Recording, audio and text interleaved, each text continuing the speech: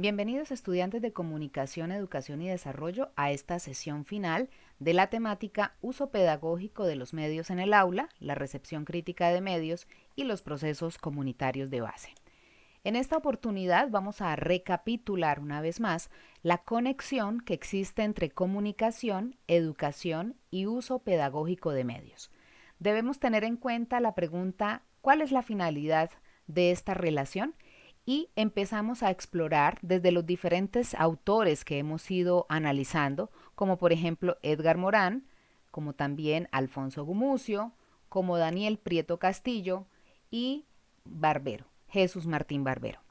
En esta oportunidad debemos entender y comprender que al unirse comunicación, educación y uso pedagógico de medios, lo que estamos buscando en últimas es poder identificar pero también promover estrategias metodológicas que desde la educación popular, es decir, la alternativa, la que rompe esos esquemas tradicionales, faciliten el acercamiento del sujeto que está interesado a ese conocimiento, pero teniendo como herramienta eje a la comunicación, que es la que en últimas nos va a ayudar a facilitar procesos donde se genere pensamiento crítico, propositivo y liberador. ¿Y cómo lo podemos hacer? ¿O cómo se logra cumplir esa finalidad? Bien, tengamos en cuenta estas tres ideas fuertes. La primera, la de la educomunicación, entendida como ese proceso que transforma, pero que además promueve la participación entre una comunidad de base. Como venimos hablando de dinámicas alternativas a la formación, en el campo de la comunicación social, nosotros, por lo general, empezamos a explorar la educomunicación como acción dinamizadora que acerca al sujeto al conocimiento a través de otras dinámicas en donde siempre vamos a poder implementar los medios desde sus diferentes formas, contenidos y características. Ahora bien, debemos tener en cuenta esta segunda idea. La comunicación es la mediadora, es la que nos permite eh, abonar ese terreno, ese camino en donde nosotros vamos a ir avanzando para poder fomentar en el sujeto ese acceso al conocimiento y por supuesto al cambio social. En esta parte es quizá en donde vamos a marcar nosotros la diferencia de un proceso tradicional de educación, porque recordemos que cuando hablamos de cambio social tenemos que volver a este referente, Alfonso Gumucio, que nos está promoviendo todo el tiempo la construcción bidireccional de procesos entre las dinámicas participativas o a través de las dinámicas participativas, a través también del llegar a acuerdos y sobre todo del promover el diálogo. Y una tercera idea fuerte que nos permite comprender mucho más esta conexión tiene que ver con la educación.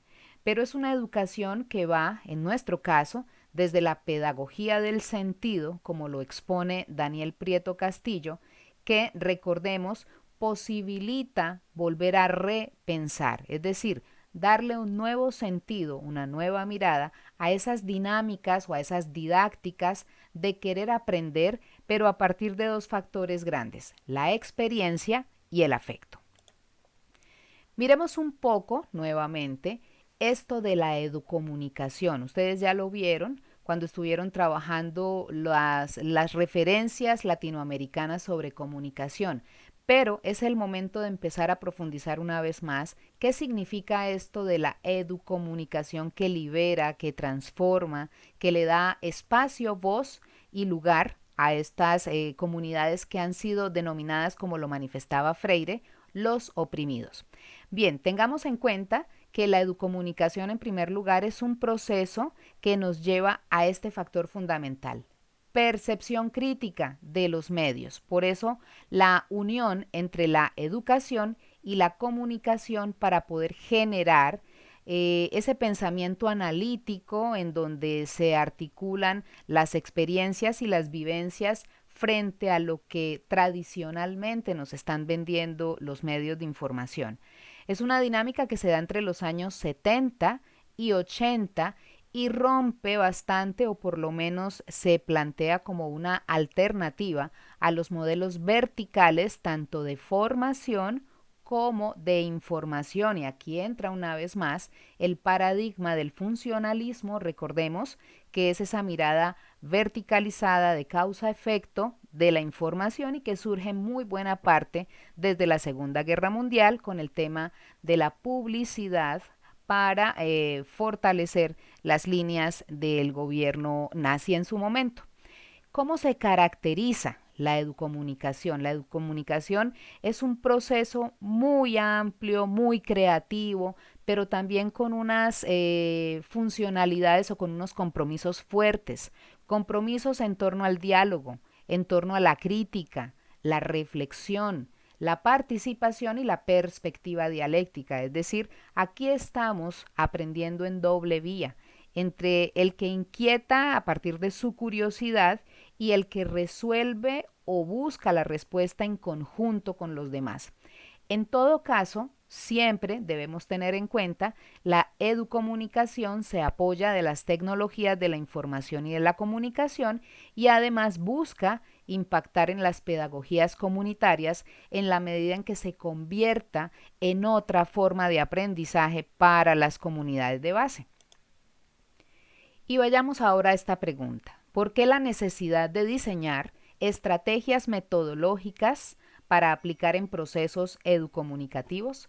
Las estrategias metodológicas, ya lo hemos venido trabajando a lo largo de esta semana, es ese camino operativo que me permite hacer las cosas bien estructuradas, con un sentido, pero también con una intencionalidad precisa de acuerdo a la realidad en la que yo me voy a mover con mi proceso de educomunicación.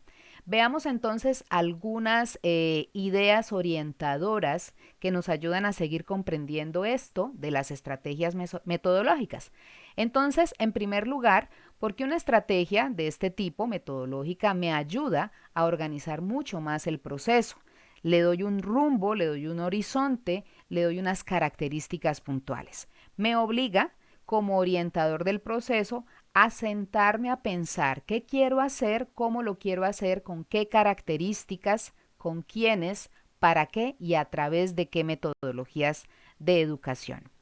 En segundo lugar, las estrategias metodológicas se terminan convirtiendo en esas guías orientadoras para quien va a realizar el proceso educomunicativo.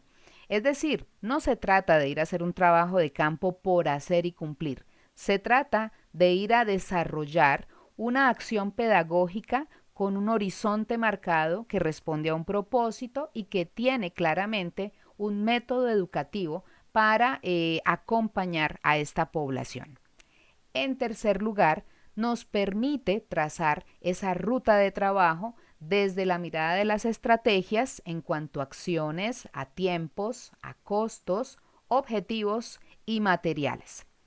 En cuarto lugar, facilita proponer una línea de metodología educativa. Recuerden, o el aula invertida, o el aprendizaje basado en problemas, o el aprendizaje basado en proyectos que vamos a recordar un poco más tarde. Y finalmente, nos ayuda a estimular ese diseño creativo. No hay nada más alternativo, más pedagógico, más creativo que una estrategia metodológica desde la educomunicación. Es decir, si ustedes tienen la posibilidad de implementar este proceso y ven o sienten que están repitiendo lo que están observando en su proceso académico tradicional, atención, algo no está funcionando bien. No se trata de repetir esas dinámicas, se trata de explorar desde juego de roles, desde el encuentro con el otro, desde el teatro, la música, la danza, el tejido, nuevas narrativas que se construyen de manera pedagógica con los participantes. Y aquí volvemos a nuestras metodologías educativas. Una vez más, reiteramos en ella teniendo en cuenta que hay dos factores comunes, la creatividad y el uso de las tecnologías de la información y de la comunicación.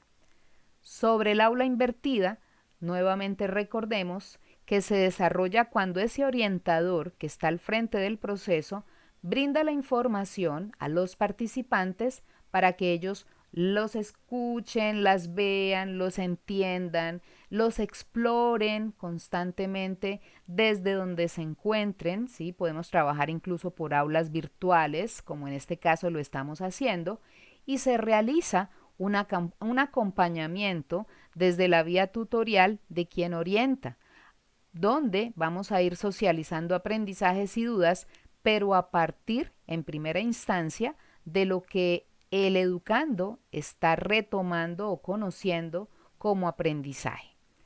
La segunda metodología educativa, el aprendizaje basado en problemas, nos lleva a abordar una situación que por lo general pues afecta a una comunidad y es en esa búsqueda de solución donde se va generando el conocimiento. Es bien interesante porque por lo general una comunidad tiene la experiencia, la vivencia y en muchas ocasiones un estudio de caso o una situación problematizadora, la comunidad la resuelve desde el cómo le fue cuando esa situación se le presentó en su entorno.